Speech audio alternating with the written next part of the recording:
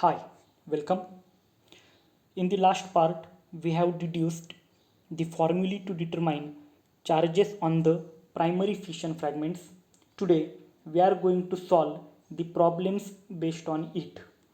Our formulae was Z10 is equal to 1 half into ZF plus Z1 minus Z2, where ZF was the charge of the parent fissioning nucleus, while Z1 was the charge of the stable nuclide first and Z2 was the charge on the stable nuclide second.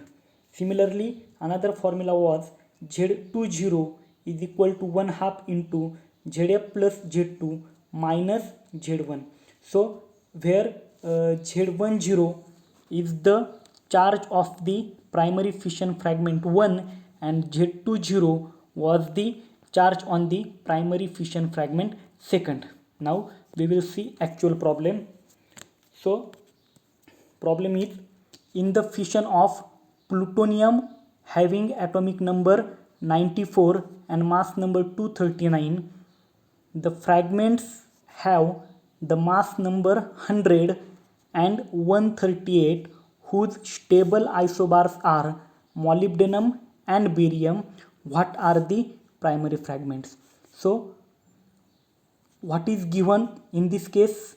We have given the plutonium 94 239 is a fissioning nucleus. So as plutonium is a fissioning nucleus, that 94 is our ZF, that is it is the charge of the parent fissioning nucleus. Now again, what is given? Molybdenum and barium are the stable isobars, so they are the chain enders. As molybdenum and barium are the stable isobars, we call them as they are chain enders. So that 42 it is Z1, that is stable nuclide first, and 56 is Z2, that is stable nuclide second. So we have given ZF, Z1 and Z2. So we have to determine value of Z10 and Z20 so that we can get the primary fragments. So by putting that all the values in formulae, our formula first is Z10 is equal to 1 half into ZF plus Z1 minus Z2.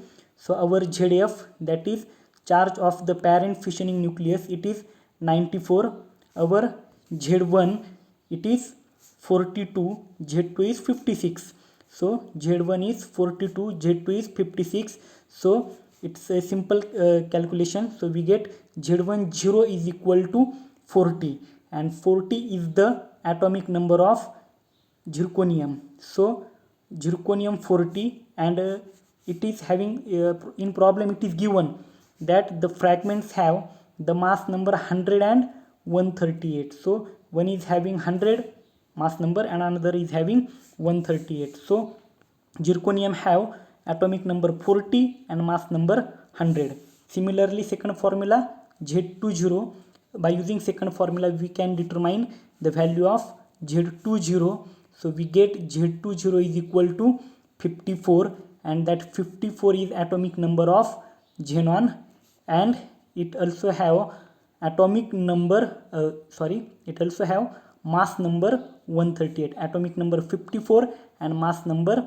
138. So by using these two formulae which we have deduced in the last part, we can determine charges of the primary fission fragment. So Z10 is equal to 40, therefore our primary fragment was zirconium, and Z20 is equal to 54, therefore our primary fission fragment is another is xenon. So zirconium and the xenon.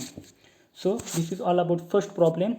Then second problem, in the fission of uranium 90 to 235, the end stable products are zirconium 40 and cerium here 58. In this there is a typing mistake. Here it is given 55, but it is actually cerium have atomic number 58. What are the primary fragments? Again same problem is here. In this case uranium 92 is a fissioning nucleus, therefore our ZF is 92. Then end stable products, zirconium is having atomic number 40, therefore Z1 is 40, cerium Z2 is 58, and by calculating we get the value of Z10 37, and 37 is atomic number of rubidium.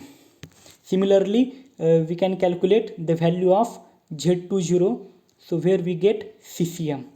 So this is about second problem, very simple.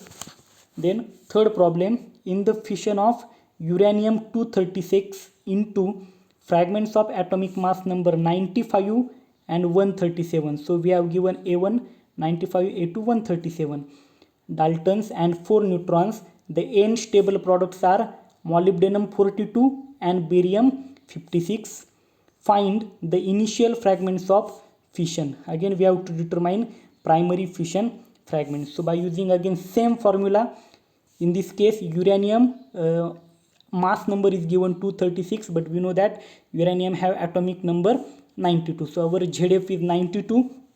We have given two stable products molybdenum, so our Z1 is 42. Again we have given barium having atomic number 56, so our Z2 is 56. So by calculating we can get Z10 is equal to 39, which is the atomic number of that yttrium, 3995. Similarly we can calculate Z20. So by using these two simple formulas, that is of Z10 and of Z20, we can determine the primary fission fragments, and these problems are very important for your university or the NET set examination. Thank you.